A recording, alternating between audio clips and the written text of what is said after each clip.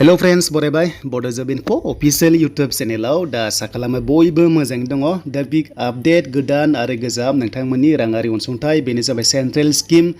PM किसाननि सायाव big update लाबोदों official update को दा बेखायनो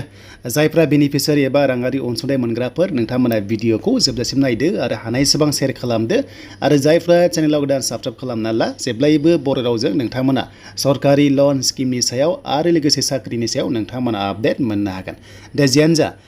अल इन्डिया बेसेबां मोनगोन बेनिफिशियारि साबैसे रां मोनगोन बेनि सायाव गुवारै डिसकास खालामगोन नोंथांमोना अफिशियेल आपडेट लाबोदों दा फैसा हाबनायनि डेटखौथ' मिन्थिखाबाय नोंथांमोना बेनो जाबाय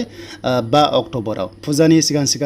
एकाउन्टआव 5 अक्ट'बराव राङा हाबसिगोन अफिस टाइमावहाय आरो बेनो जाबाय 80 किस्ति दा नोंथांमोननि अफिशियेल टाइमा जाबाय हमना ला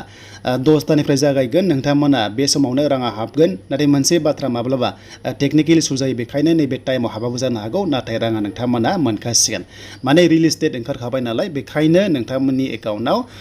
5 अक्ट'बर जानाय लोगो लोगो चेक खालामनो दाबाव आरो जेब्ला हाबो नोंथांमोना बख'दो आरो बख'बाबो जेबो नङा खायसे सानो फैसाखौ बख'आबा लांफिनगोन नामा बेबायदि नङा जेब्ला नोंनि एकाउन्टआव राङा हाबगोन बे जेब्लायबो थाबाय थागोन नाथाय लनफोर दंबासो नोंथांमोना माने दानजायो आरो अके स' बेखौ आं क्लियार खालामबाय देन बेनिफ्राय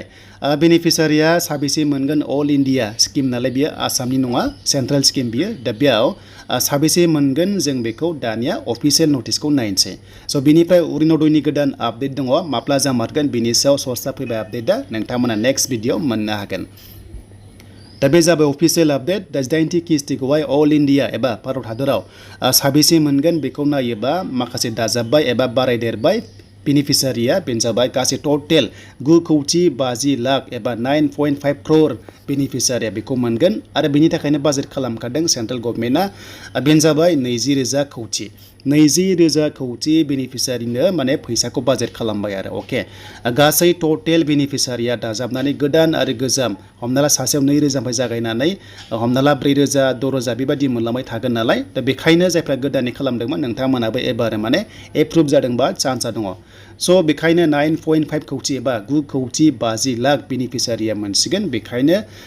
बाजेटआबो कौटिसो दङ माने 20,000 कौटिबावसो गोबांथार माने लाख नङा कौटिसो स' बेखायनो 80 किस्तिखौ नोंथांमोना मोनसिगोन चेक खालामनो दाबाव जेब्ला अफिस टाइम जायो 5 अक्ट'बर खालि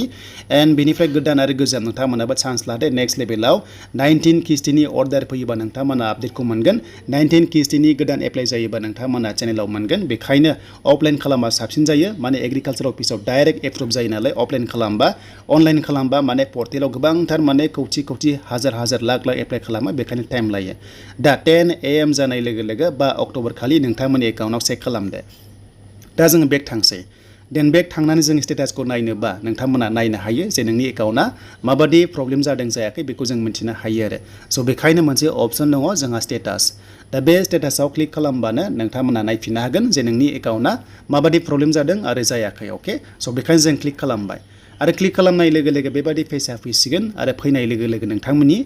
PM किसाननि मोनसे आइडि थायोना बे आइडिखौ होनानै बेनिफ्राय केपचा क'डखौ होनानै गेट OTP लांनांगौ अब्लानो OTPखौ होनाय लोगो लोगो नोंथांमोननि एकाउन्टखौ गासिबो नायनो हायो आरो दा बेबादि प्रसेसआव नेक्स्टआव अरुणोदयनि गोदान एप्लाइ फर्मनि साबमिटनि सायाव डिटेल्स भिडिअ फैगोन नोंथांमोना नायनो दाबाव